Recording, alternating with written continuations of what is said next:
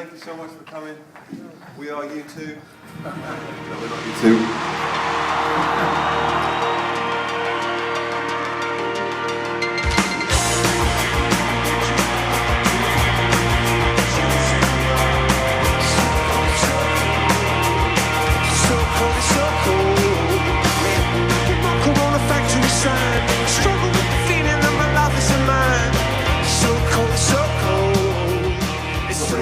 Album like, you know, sort of mythical dragons and fairy tale type thing. Really, there's sort of a story that goes through the album about people trying to find the two characters trying to find love and happiness in an oppressive urban world. We've seen so much bad stuff happening in the world the last few years. Maybe we notice it more because we're older or we have kids, or because there's more media.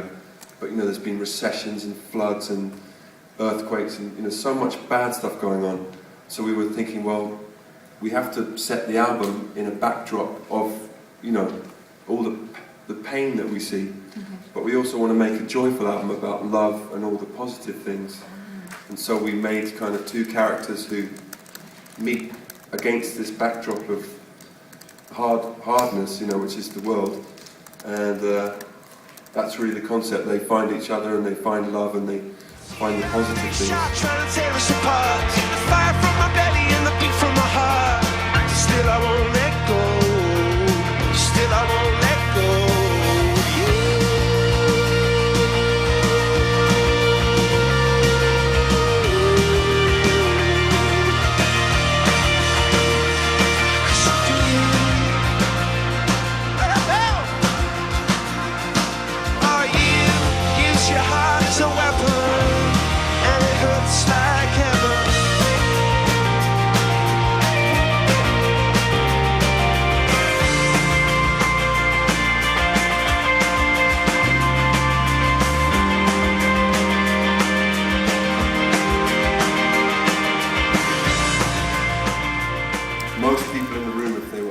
Collaborate with any person in the world would say Rihanna. I think you would, I think our friend Gordon would, I think Miles would, our boss.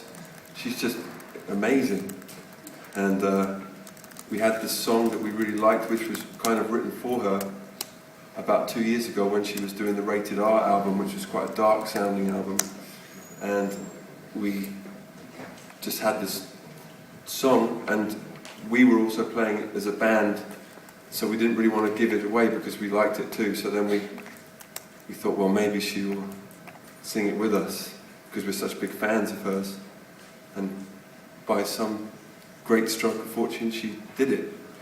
And it's the best singing on any Coldplay album ever. She was the only one on our list of potential collaborators.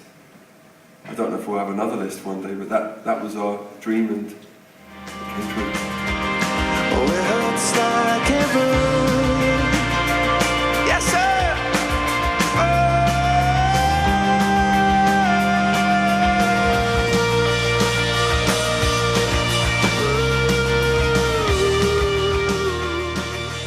We're not getting any younger, so we want to make the very most of every second that we have, and we genuinely do get bored. The most time we've had off since 1998 is 4 weeks, I think, and we just want to come back and keep making music while we're still enjoying it. So I don't think we were ever going to call it a day.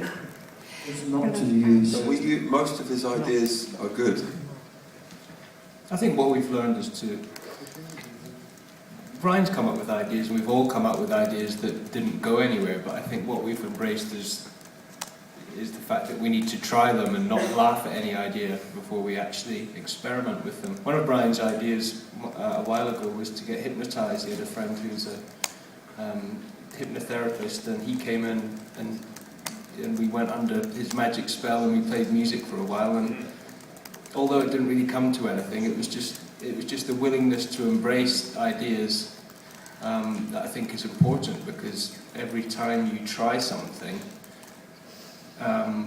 if you try 10 ideas, one of them is going to be a good one which works. What we won on Monday was an award from Q magazine called the Best Act in the World Today. Now that's narrowing it down to one day. So we know on Monday that we were very popular.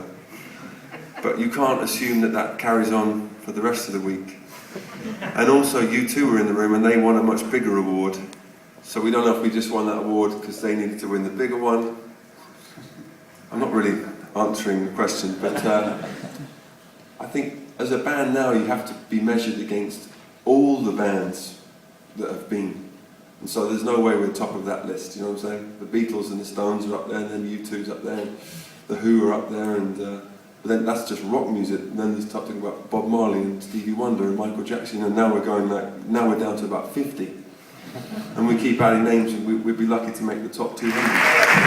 Thanks,